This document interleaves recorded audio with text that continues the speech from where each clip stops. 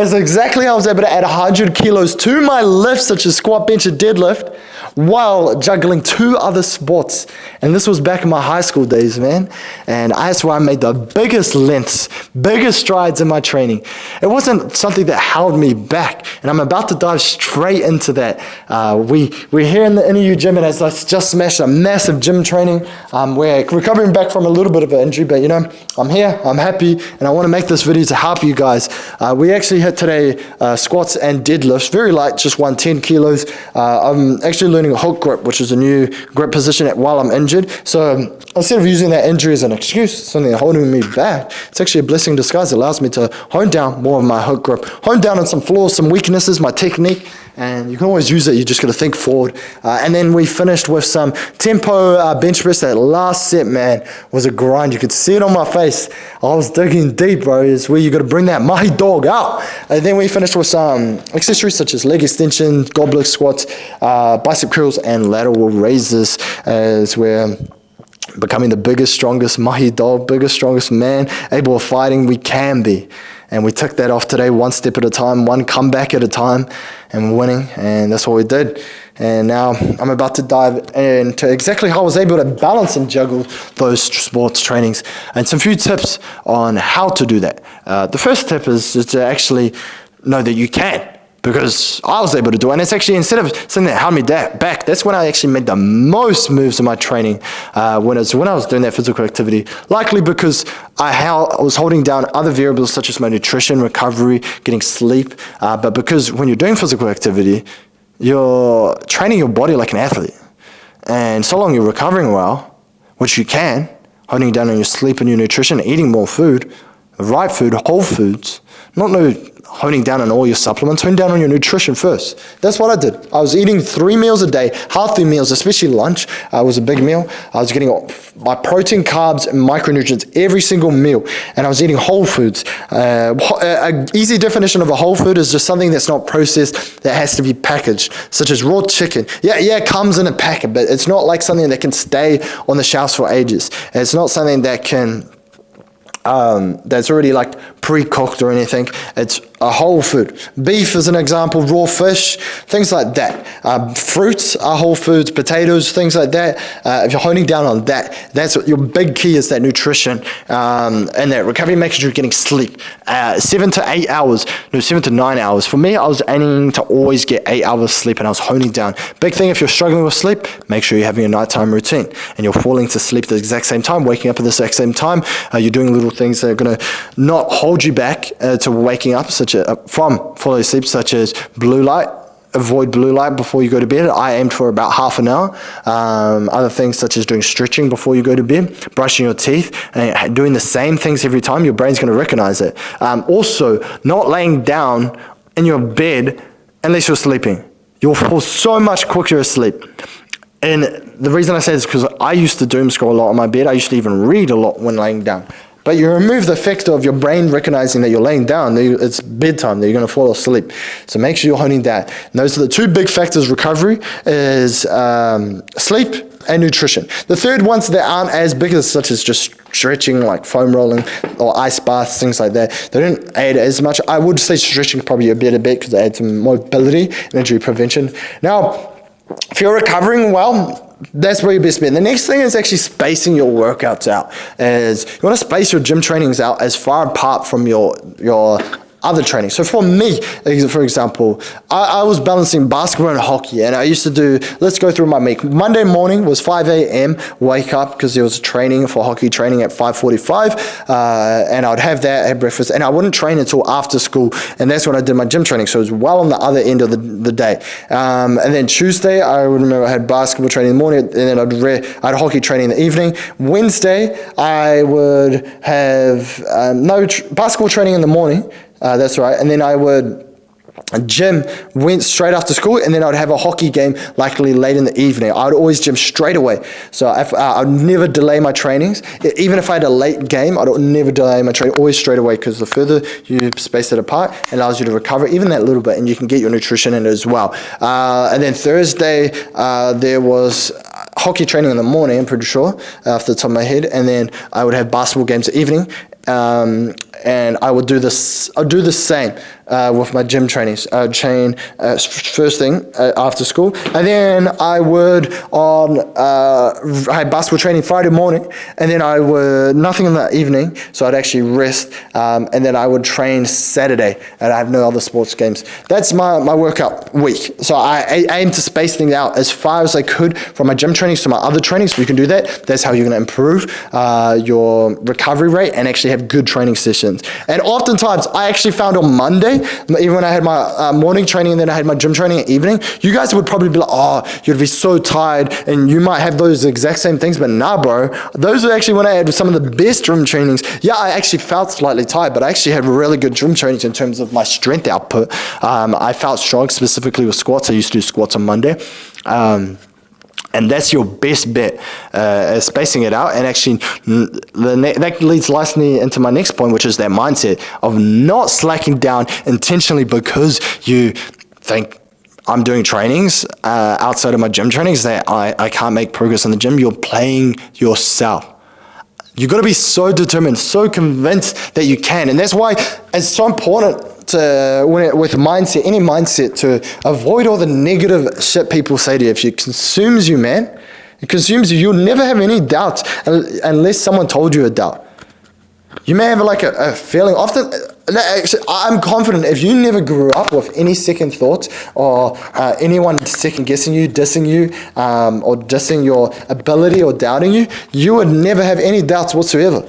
Or if you didn't consume that or read that anywhere or watch a video on it, you would never have the doubts. You would have very little to no fears because it's been ingrained in yourself. You consumed it. Now it consumes your mind, and now you have all these doubts. So and make sure you're surrounding yourself with people that are going to support you, support your goal. And instead of holding you down and saying, oh, you can't do it, that they're going to look at you and be like, all right, how can we do it? How can you balance your gym trainings and other trainings? And that's why I'm here. I'm telling you can. And I'm telling you exactly how, which is the 3 points I've already covered, which is nutrition and recovery, sleeping, and some stretching. Next is just spacing the sessions out. Third is the mindset. Those are probably the 3 key things that it comes to being able to make progress with your gym trainings. And you got to acknowledge that, yes, it's going to be hard. Yes, it's going to be tricky, but tell yourself, know that you can, and be passionate. Enjoy the process. Know exactly why your gym trainings and where they're going you. Track your progress physically. Take photos of your physique if you're building a physique. Record your numbers down if you're wanting to improve your strength. Seeing that progress is how you're going to be driven. Knowing that you're moving forward, but you have to push hard. You have to train hard. I trained so hard, and I'm telling you that because I did. I trained way harder than anyone around me, anyone in my class, anyone in my school, anyone in other schools, anyone in New Zealand. And matter of fact, because I've been a world champ, I can gladly say that I trained harder than anyone in the world. Especially that 2023 year, I knew I trained harder. But it's not just about training hard, it's training smart too, such as doing those 3 things. If you have the drive, but you don't have the direction, you could be driving in the absolute wrong direction, putting that effort going into the wrong things. But if you have the drive and you have the direction, you're going to go far. So if you're not where you're wanting to be, ask yourself, is it your drive or is it your direction? Is it the things you're doing that are holding you back? It's one or the other. And too many of you guys think that it's yourself, that you just can't do it. You have that self-limiting to be, or maybe I'm just not the person. No, as simple as 2 things. Your drive, your direction. What you're putting in terms of effort, and then the steps you're doing to get there. It's as simple as that. If you have the steps, the recipe, and you have the drive, it's all you have to do. And that's all I want to leave you on in this video, is to make sure you have those 2 things. And I've just given you the steps. If you're juggling trainings to have the drive, and now you have the direction because of the steps I've just told you. And it's that simple, man. It's that simple. Do the mahi, earn the treats. Do the mahi, get the treats. And that's what I did. I'm living proof of that. And that's what I hold to. I hold to all day, every day. And it was tough, especially with injuries at times. But I mean, I'm injured right now. Sometimes it's a blessing in disguise. As I started the video, I explained how I'm working on that, the hook grip.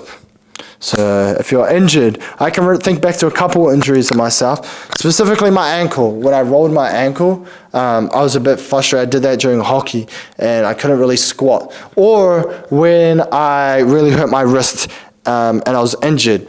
But there's always something you can do. And I couldn't squat was the main one I couldn't do. I could still bench a little bit, but it was mainly squat. And I could deadlift a little bit. And so instead of just saying, I can't do squat, what I do is just safety bar squat, which is the bar holds it up here. Little to no strain on your wrist being back. There's always something you can do. So always seek out after it, boy. Especially if you're juggling other sports, especially if you're juggling work. You may be juggling work, a physical job. And the other thing I want to touch on is last point is, when you come to your training sessions, make sure you're fueled up. Make sure you've had food. Too many people, especially my clients that I coach, a lot of them come to my trainings unfueled. They haven't eaten anything after work. They haven't even eaten anything in the morning for breakfast. You can't have a good training session on an empty stomach. I'm telling you this right here, right now. Make sure you're fueling up, getting carbs specifically. If you want a list of simple carbs that I've used, it's bananas, honey, you could have maple syrup or some lollies. But my go-to, always banana and honey. Those two carb sources, if you have this before your training session and you're not already carb fueling, you're going to notice the difference pretty damn quick. You're going to come to your training session, you're going to feel food in your stomach, and you're going to, once the carbs digest, you're going to feel it in your training session, because you're going to have energy, physical energy. And if you combine that with that mental drive, that mental direction as well, you're going to go so much further, man. So make sure you're carb loading. And I've been able to build my strength, because in my gym trainings, I'm being able to build my strength of going hard every single set, such as max repping 140 kilo reps for, say, 8 reps. I did that for 4 sets one time, and that was my max reps, simply because before my gym session, I carb loaded. Too many of you guys are just focusing on pre-workout. I got my new pre-workout, pop up the can, scull it back, woo, lightweight, buddy, but you don't even have your carbs loaded, man. If you can't get your nutrition sorted, how do you expect yourself to go anywhere with your trainings? Make sure you're getting your carbs before you even think about pre-workout, you donkey, man. Stop holding yourself back. And that's exactly why you're never going to go any further if you keep relying on supplements, easy fixes, instead of holding down on basics, such as getting your carbs before you move into the gym. And that's what I'm going to leave you guys on. If you found this video useful, hit that follow, hit that subscribe button. Road to 10K, man. Building out new videos. And let me know what you guys think. Have you been struggling with balancing your gym training? Have you been slacking when it comes to carb loading or recovery? Whatever it may be, let me know in the comments. And if there's something I didn't cover, let me know, because I could cover it in a future video. And hope you guys have an amazing rest of your day. Let's go. Peace out.